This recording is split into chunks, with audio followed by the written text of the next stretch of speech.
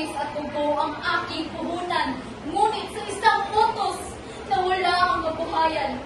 Pati ang tatay ko, walang awang binaril, walang sapat na ebidensya, ngunit agad na sinigil. Ang may salay ng alaya, ang inosente na saktan. Ito ba ang justisya ay pinagmamalaki ng aking bayan? Kabesang Tales! Kabesang Tales!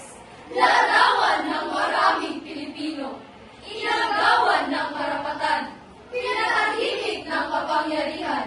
Hanggang sa ngayon, may mga inaapi, nilalamangan at hindi pinakikinggan. Nagbago na ang panahon, ngunit nananatili pa rin ang kawalan ng katarungan. Bakit ba kapag ikaw ay nasa ibaba, ika'y